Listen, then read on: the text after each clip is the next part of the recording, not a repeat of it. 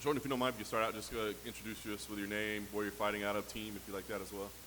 Yeah, I'm Jordan Heiderman, fighting out of Nebraska.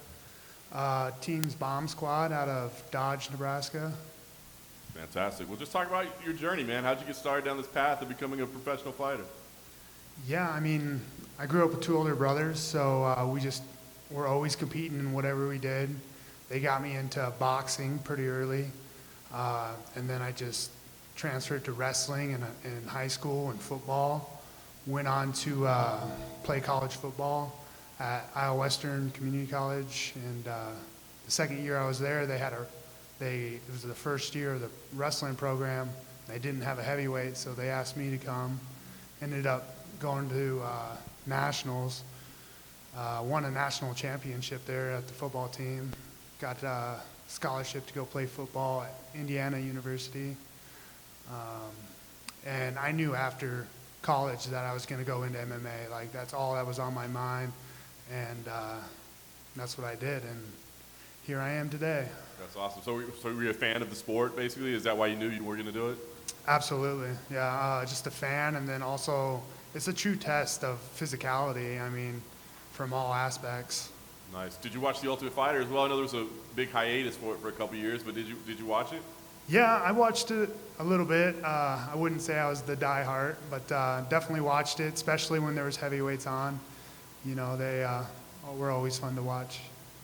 So you're having, I mean, some pretty good success already in your professional career, right? So this opportunity comes up. Is this like a no-brainer? Like, I got to go do The Ultimate Fighter? Or did you think, I mean, well, I'm undefeated. I'm fighting on some decent promotions. Like, maybe I'll just get there anyway. Right. So what's been holding me back is that, you know, I have a pretty comfortable job back home, and it wasn't allowing me to train very, very much or as much as I wanted to. So my goal this year was to go full time and just head first into it. And this opportunity arose, and I'm like, yes, this is perfect. That's awesome. So the full-time job was a welder as a steel mill, is that right? Yeah, that's correct. Yeah, it's an extremely laborious job, long hours, long weeks.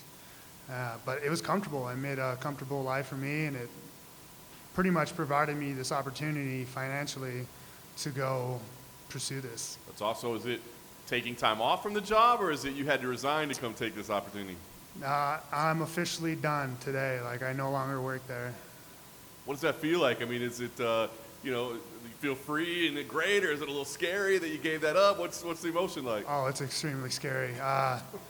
You know, a weekly paycheck is nice, and I no longer have that, and it's a scary, scary thought.